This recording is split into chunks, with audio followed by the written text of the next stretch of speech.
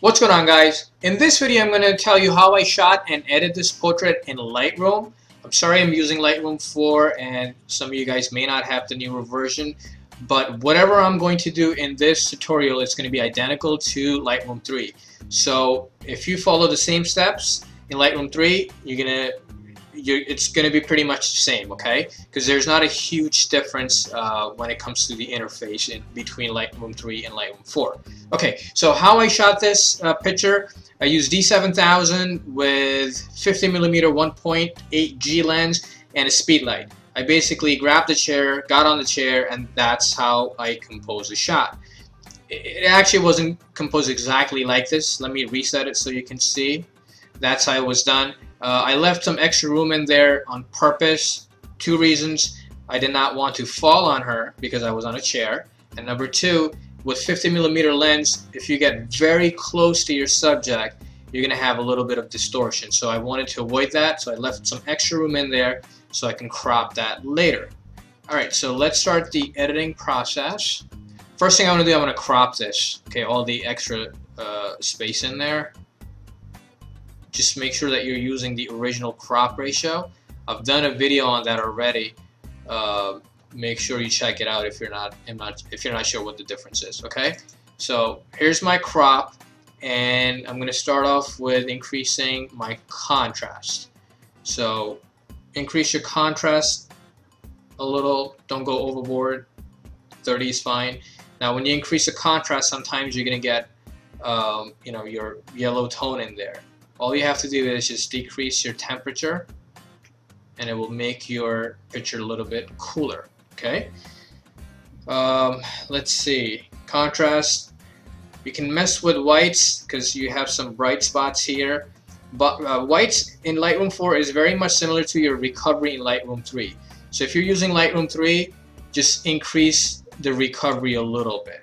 And in Lightroom 4, I'm basically going to reduce my whites a little, 30 seems fine. Okay, now the next thing I'm going to do is that I want to emphasize on the eyes here, okay, because they're the main focal point.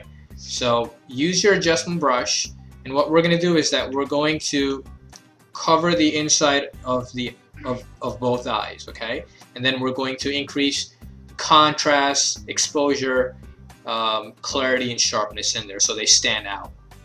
So adjustment brush and just sort of color it inside. All you're doing is just masking it, okay?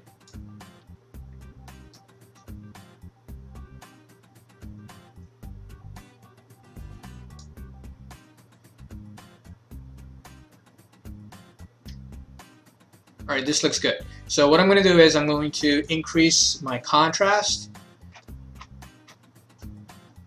30 looks good. Whenever you increase your contrast, that area is going to get darker. So to compensate for that, just increase the exposure. Okay, that looks good. I'm going to increase the clarity. Please don't go overboard with clarity. 20 seems good to me. I'm going to increase my saturation a little, just so the blue color in her eye, in her eyes stand out more. Okay, so increase your saturation. That looks about right, and just a little bit of sharpness in the eyes. So by using your adjustment brush, when you mask this area, these two areas here, when you change your settings here, that's the only part that it's affecting, and I'll show you in exposure. Okay, so it's a very cool trick. Alright, leave it at 80.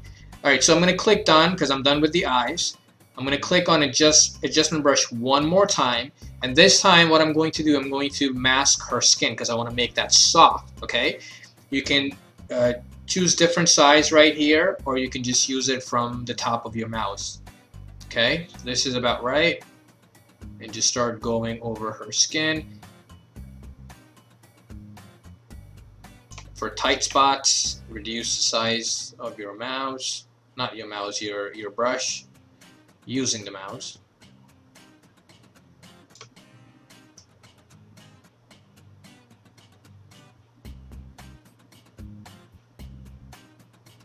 And it's not a big deal if you go outside the line a little. One important thing, guys, make sure that you don't go over the eyes when you're editing the skin, because the skin we're gonna make softer and the eyes we made them sharper, so it's very important. Sorry, it's this one right here. Okay, a little bit here.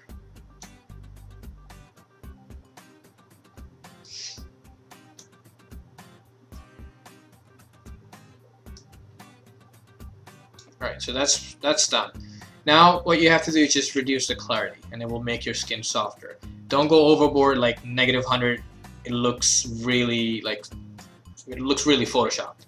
So I would say probably around 60 looks more, you know, realistic. Okay, click done. So you're done with the skin.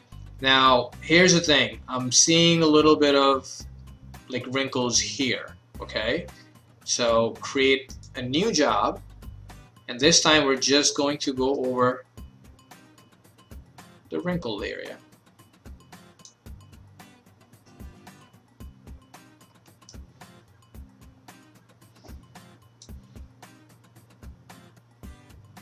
Alright, that's it. And for this, I'm going to reduce the clarity to, you know, 90 looks good.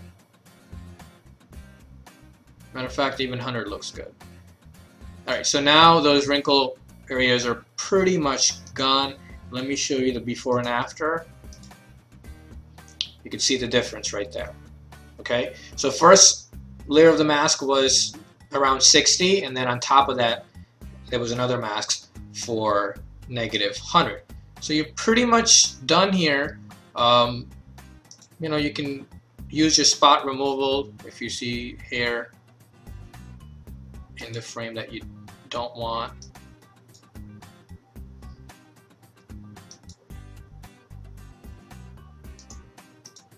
Sometimes healing doesn't work, so you can just go clone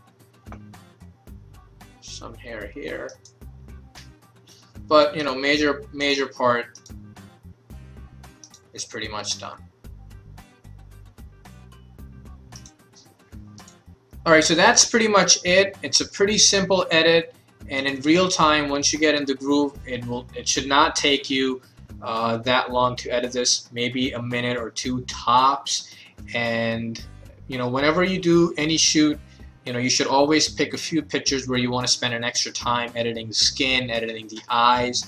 You know, you can't do this with every single picture that you take, because it will take you forever to edit all the pictures. But there should be, you know, a handful of pictures from each shoot where you spend an extra time, you know, just in case if the client wants to really, you know, print this, put it in an album, or just frame it, you know. So make sure you know these simple tricks. It's not complicated. Follow the simple steps and you're going to be fine. If there's anything that I left out or you would have done differently, please share that with us. Editing is very subjective, and everyone has a different style. Okay, so, and it's good to learn different style as well, because you know, you don't want to be pigeonholed to just one thing. So if you know anything, any other you know, tips or tricks, please do share that with us. Hope all is well, and I'll talk to you guys later. Take care.